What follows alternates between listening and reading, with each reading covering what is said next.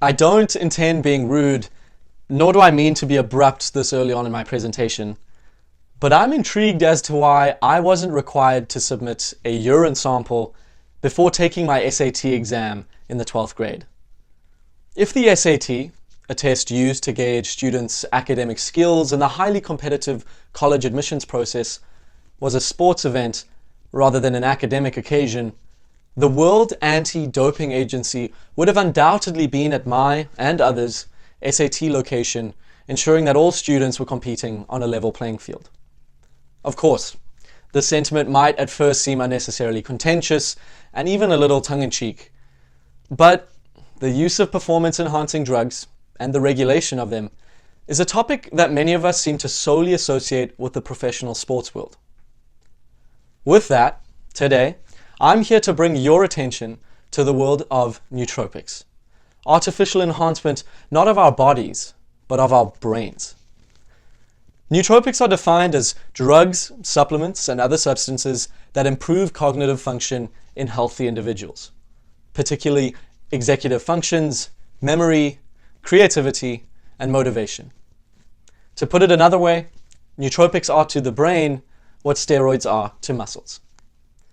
Now, nootropics may seem like a novel concept to many of you, but drugs that improve cognitive ability have been around for thousands of years, with humans perpetually seeking out every cognitive boost that they can get.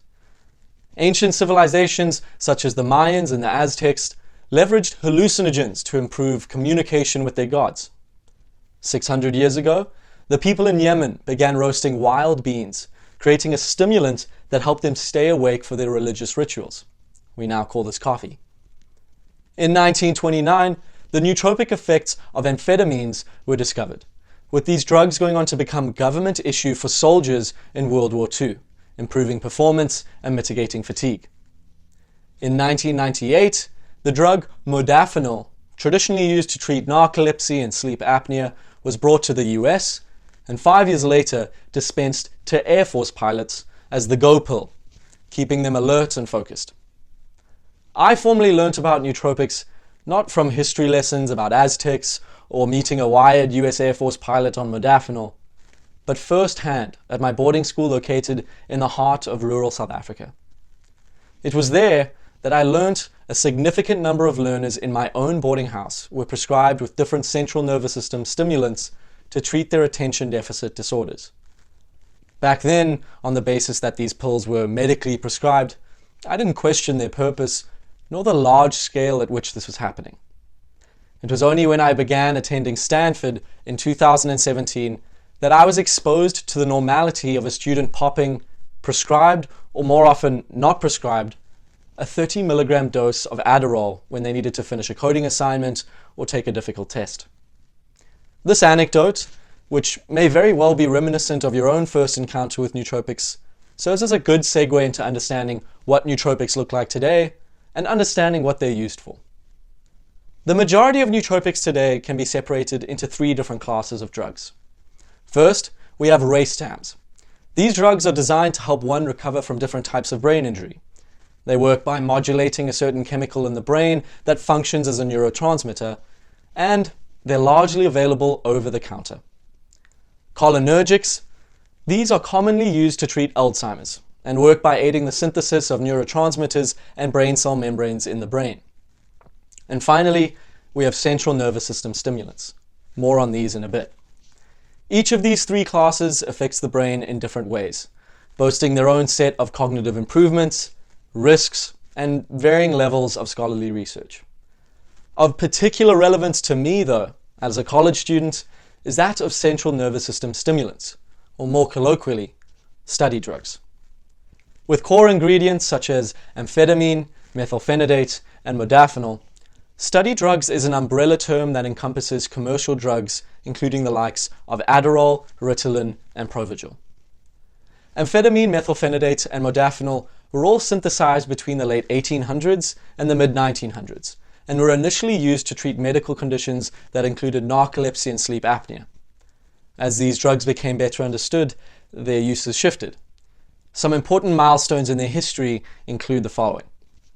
In 1937 and 1950, amphetamine and methylphenidate began being used as effective treatments for what we now know as attention deficit hyperactivity disorder, or ADHD. Around the late 1990s and early 2000s, each of these drugs' cognition-enhancing effects were found to also benefit healthy individuals, those who didn't suffer from narcolepsy or ADHD symptoms. These study drugs are now understood to activate or inhibit one of two receptors in the brain's prefrontal cortex, which, depending on the drug, results in improved inhibitory control, episodic and working memory, memory consolidation, task saliency, reasoning, and problem-solving abilities in healthy individuals. It's no wonder then that the prevalence of the use of these drugs as cognitive performance enhancers has increased exponentially in the last 2 decades. For example, sales of modafinil in 1999 were recorded as some $25 million, revised around 2007 to $800 million, and then to $1.4 billion in 2011. Notably though, the leading supplier of modafinil in the US reported that some 90% of these sales were suspected to be for off-label use, referring to when the drug is prescribed for non-traditional purposes. Last year, with 25 million annual prescriptions, amphetamine was the 24th most commonly prescribed medication in the United States. Methylphenidate was 45th with 17.5 million prescriptions. So, there are a lot of these drugs out there. Let's take a look at who's using them and why. Until now, environments that have attracted wide-scale nootropic use have been predominantly found in or associated with academia. Numerous recent studies have found that around the globe, up to 35% of college students have reported using study drugs to gain an academic advantage. That same statistic sits at around 10% for all US high school kids. Though, young schoolgoers aren't the only ones taking these drugs. In 2018, the US Department of Health approximated that 6.6%, or 16 million, of US adults make use of prescription stimulants, with close to a quarter of them citing cognitive enhancement as their rationale. Here in Silicon Valley, nootropic use is a particularly hot topic, and it extends well beyond central nervous system stimulants, or study drugs. Family doctors located in the heart of San Francisco's tech scene speak of the increasing number of consultations with software engineers and tech CEOs seeking cognitive enhancers to help them tackle the dog-eat-dog world of Silicon Valley. Nootropics now popular among this demographic of users take the form of racetams like piracetam, a drug originally used to treat Alzheimer's that's available over the counter in many places, together with creative psychoactive infusions, including microdosed LSD. And, as with almost any new and emerging science and technology, commonly acronymed to NEST, this corner of San Francisco is also playing a significant role in driving the development of nootropics. In 2018, 17 different Bay Area startups were pursuing nootropic technology, and cumulatively attracted some $460 million in funding from some of the most acclaimed West Coast venture capital firms. There's also no sign of this trend slowing down. A 2019 report predicts that the nootropics market will be valued at $5.3 billion in 2026. So, ignoring the centuries-old natural and organic stimulants such as coffee, it is almost 100 years since nootropics were first identified. So, where are we at right now? What is our collective view on nootropics? Well, so far as I can tell, nootropics are endorsed only when convenient. Look at their documented military application dating back to the 1940s. Their use is ignored by regulators. I didn't have to submit a urine sample when I took the SAT, and many of the recognized nootropics are available over the counter. And they're also tacitly accepted by those who transitively benefit from them, including employers and teaching staff. It is clear that we as a society do not have a salient stance on the use of nootropics. But, as a NEST issue, we've seen this situation countless times before. Let's consider a parallel we can all relate to. The advent of the automobile Today's most common form of transport was met with a lot of pushback in the late 1800s, even when the technology quite clearly outperformed the horse-drawn carriage. Alexander Winton, one of the earliest US automobile innovators, was told by senior states officials that this fool contraption you've been wasting your time on will never replace the horse.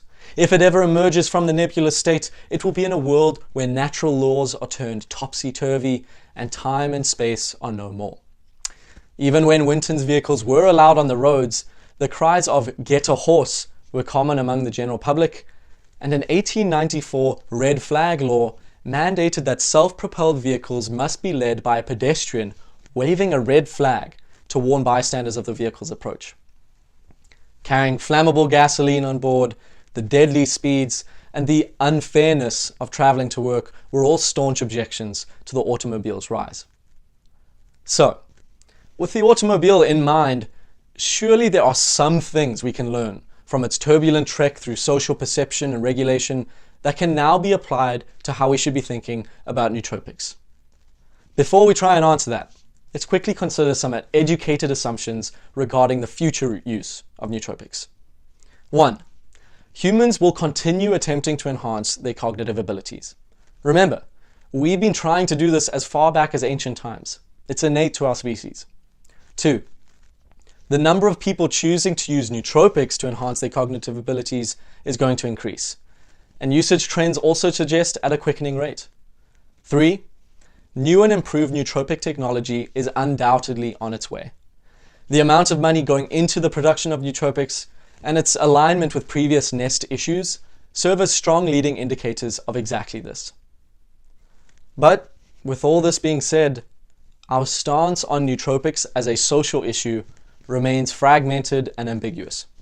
And if there is something to learn from the early skepticism towards the automobile, it's that we ought to be proactive in forging social thinking and policy on nootropics before there's further technological development of it, rather than constantly trying to close already open doors.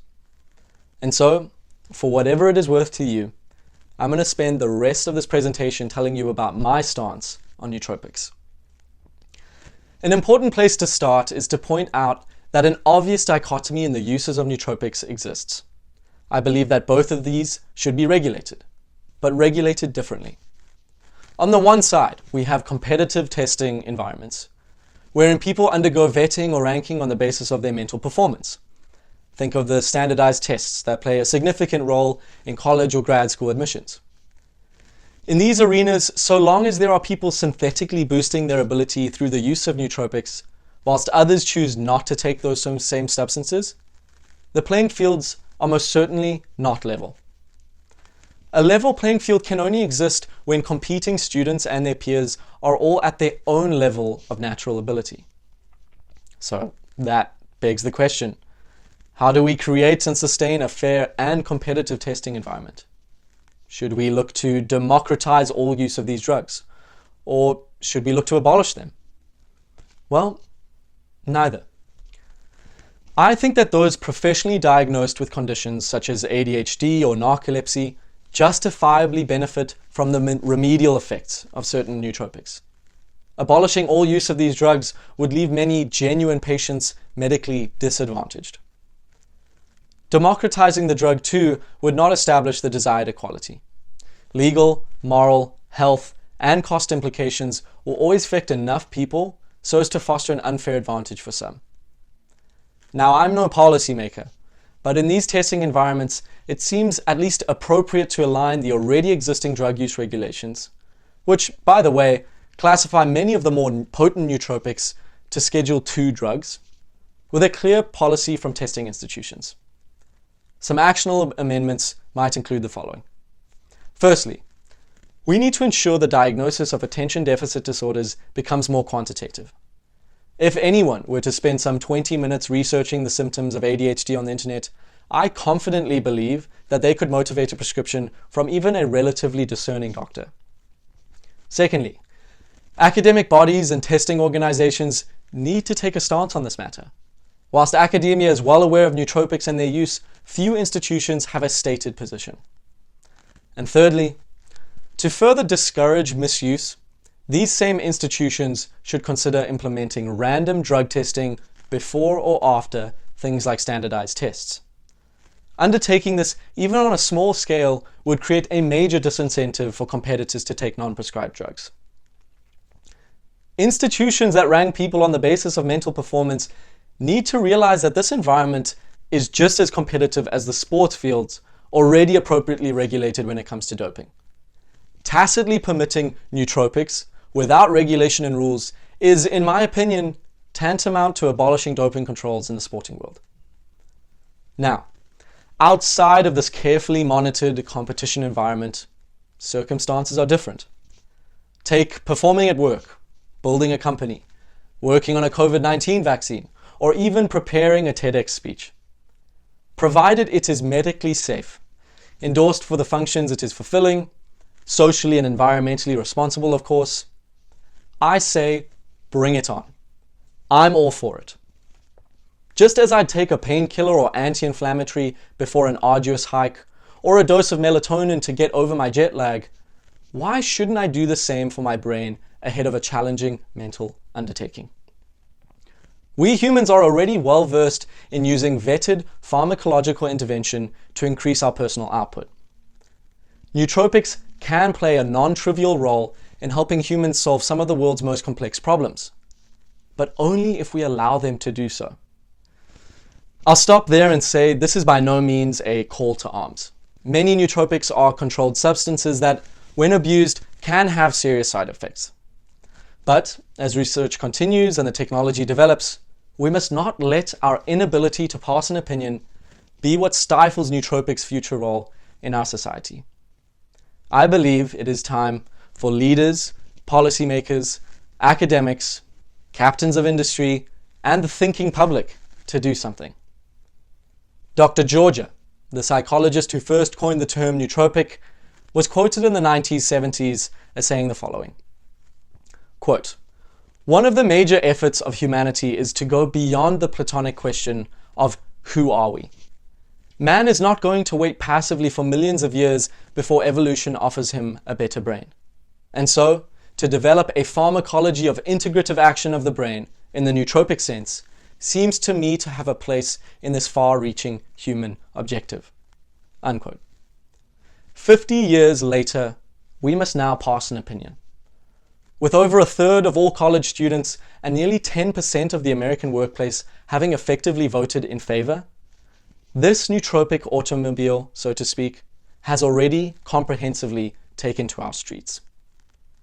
And so, just as the tech world meticulously paves the way for artificial intelligence as a tool for human progression, let us also make some decisions about our own brains. Thank you.